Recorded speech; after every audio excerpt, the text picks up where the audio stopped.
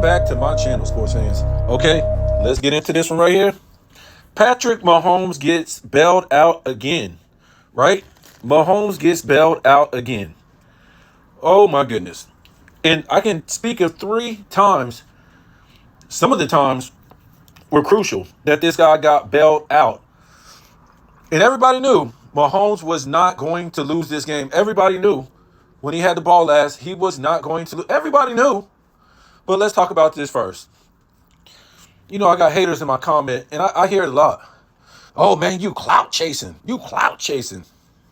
Clout chasing. So have you ever came on my channel and watched any kind of ad or any kind of commercial? So what does that mean? It means my channel is not monetized. It's not monetized. So I'm not making any money. I'm not making any money. So what am I clout chasing off of? Everything I say is history in the facts, in the numbers, and what happened.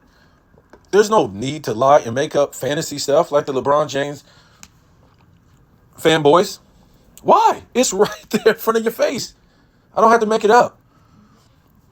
What money am I making? I could have been monetized a long time ago if I follow by YouTube rules. I don't want to do it. I want to be able to express myself. If you do that, you won't be monetized. Go to your YouTubers that I hear this all the time. Man, I'm not doing it for the money. I'm not here for the money. I'm not doing it for the money. And ask them to demonetize their channel, and let's see if they're going to continue to do it. And look, I'm not trying to hate on nobody. I'm not mentioning any names. And I'm not trying to say everybody is here doing it for the money.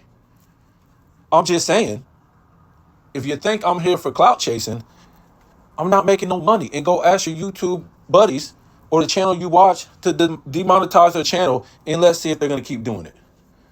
Demonetize it forever. See if they're going to put out videos. So who's clout chasing? Sure ain't me. Damn sure ain't me. And again, I'm not hating. Anybody who wants to do it for money or is getting paid while they're doing it, I'm cool with that. I'm fine with that. I'm just saying, most people are not going to keep on doing this and putting out videos and telling the truth or whatever they tell lies and not making any money. So the clout chasing is out the door. You don't see me going to other people's channels and doing videos with them or doing debates with them. I don't need to do debate with liars. Why would I debate with a liar? A liar is always going to keep lying. What am I going to debate a liar for? The people on TV, the Nick Rice, the Shannon Sharps, Stephen A. Smiths, all these guys lie. And it's funny that they don't lie all the time, but when it comes to the NBA, they have to lie because it's a dying product. It can't stand on its own 2 feet for what it is. Or validate why they're charging fans to see a league that travels, carries, don't play real NBA basketball. The refs don't call the game by the rules. So they got to lie for these guys. And they got to explain. They got to keep the lie. Like I was saying in another video, the refs do not call travels and carries and all this other stuff because these guys are not that good at basketball. It's a show. It's entertainment. It's not professional NBA. Go back to the 80s, the 90s, maybe to the early 2000s. 50s and 60s, if you pawned it, you carried it, you traveled it, they called it the majority of the time. The crowd is screaming. The coaches are screaming. The benches are screaming. The players on the opposing team is screaming. This guy just carried. This guy just tried. How could you literally take 5 to 7 steps in front of 3 referees? Was it 2 or 3? And nobody called it. This is game in, game out, all game. So to me, it's not a real professional sports league. It's just entertainment. These guys aren't that good. That's why they had to cut out defense. I'm trying to tell you. The NBA is just entertainment. If they call the officials officiated the game, every single game, you'll be like, these guys aren't real NBA players.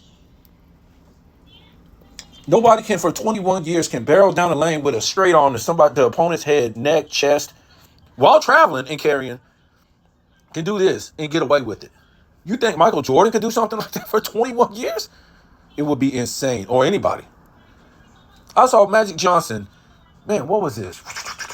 It was in the 80s. I don't have time to think of when the game was. He did a simple crossover, right? With the hand he was dribbling straight, and then crossed the ball over his body. And I'm trying to tell you, no longer before he put that ball down did they call a carry. And he did nothing but put his hand on the side of the ball. Not under, to the side of it. You got to remember who ushered in these shenanigans in the NBA as far as this, oh, man, these guys got handles. These guys can dribble. It was Allen Iverson. I remember watching the game. It was a rookie game. They kept calling. They didn't call that on him every time, but a couple times they called him for carrying because he did that little crossover. But through the whole game, the announcers, the play-by-play guys, were talking about, is this guy really going to make it in this league, being able to, carry like that all the time? Because he started getting away with this in college, right? All this crossover stuff, but it's really carry. You guys got to stop, man. And I'm not going to say nobody was doing it in the 90s, but when you do it every single time you dribble, goodness God. Yeah, some dudes would do it in the 90s sometimes, but it wasn't every time they dribbled or every time they had the ball and dribble. The guys in the past were held to a standard. Ball, hand on top of the ball, and that's how you dribble. Okay? If not, they were going to be calling it. And that ain't even a half. Like I said, the walking and all that in the palm of the ball while you dribble. Like I said, these are not real NBA fans today. They will be screaming every single game at these guys. Travel, carry, but the fans today don't know basketball. They're not NBA fans. Okay? So they're used to seeing these shenanigans in a game a game that isn't officiated by real officials who let these guys get away with this. Let these guys just dribble with their hand on top of the ball. Let's see what they look like. They're probably going to get ripped up and down the damn court. Couldn't do that back in the day. Sit out there and dribble, and dude will just come up and rip you. You know why? Because you can't palm it, you can't carry it, you can't do all that stuff that they do today to shield off the defender from taking the ball. And guess what? They would have to play like these guys in the 80s, 90s, 50s, and 60s, and 70s. I'm trying to tell you, man, the LeBron James era is a fraud. Starting in 2004, when they got beat by plumbers in the Olympics. 2006, when they got beat by plumbers in the FIBA. They're frauds. I don't care what the NBA try to do to make these guys look better after that. You can travel, you can carry. We're going to cut out defense. They are frauds after that. They barely beat a slow-footed, looked like he walked with two left feet, Rudy Gobert, a bunch of role player, plumber, NBA players on that France team, and a rookie, Wemby. They barely beat him with all that talent on their team. They barely beat him. Guys ain't all that good. Role players that wouldn't make the NBA. I ain't talking about Rudy Gobert. No, Rudy Gobert ain't making the NBA back then. Maybe Wemby. But he would have to toughen up. But most of these players on these international teams in the Olympics that these dummies said was NBA players. Some of them weren't even playing in the league when they jumped up and played for their team this past summer. And some of them were just role players on other teams.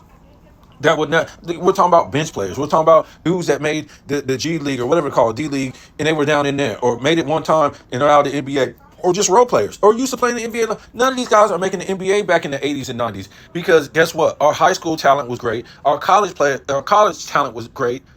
So you can't outdo those players.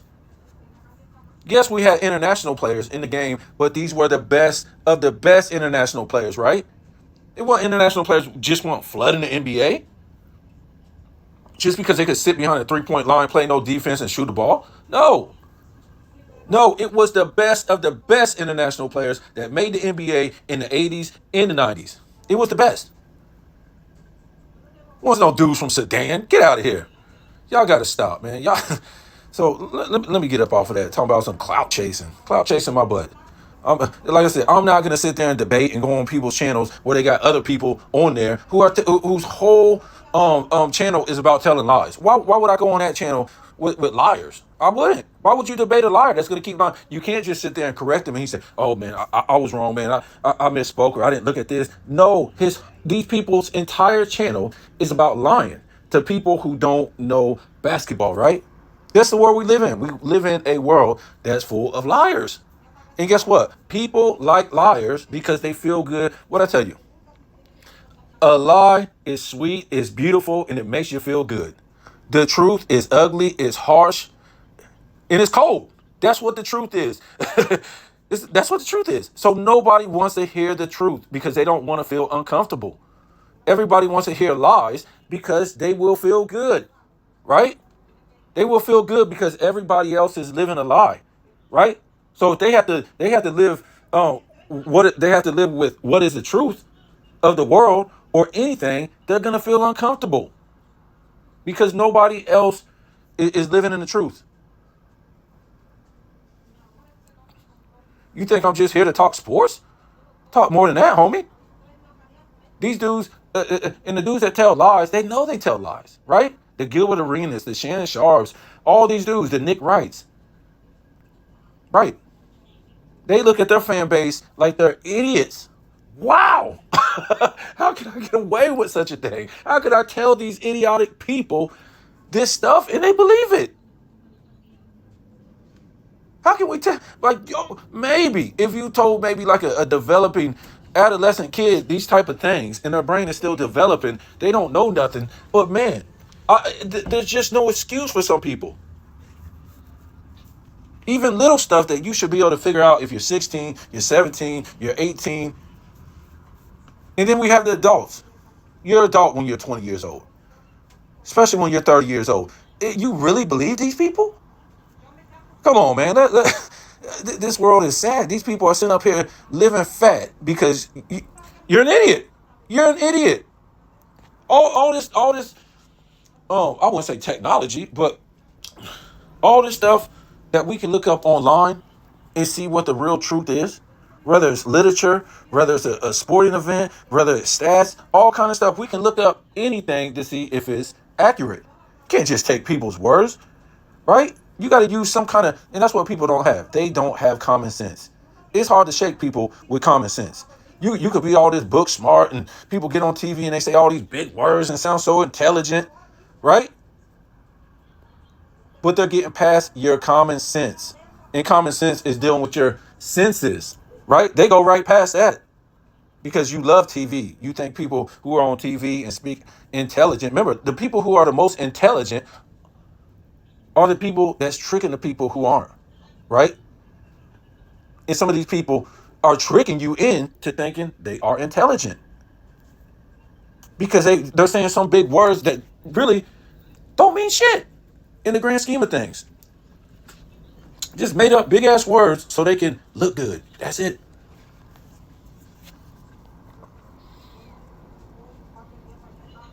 Did a video the other day. People call themselves the color black, but when you go look up what the synonyms are, what it really means, they won't be calling themselves that. So when you hear people, right, like Kamala Harris calling herself black, go look up the definition for black. It's horrible. It's only brown skinned people in this world, different shades. And how did they get brown skin from melanin? They don't teach you that in school. They just say, God made black people, white people, purple people, green people, orange people. What? These are the people that's teaching children. Right.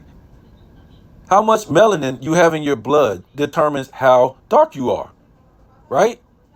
If you have very little melanin, you're probably going to be pale. Everybody has melanin, even so-called white people.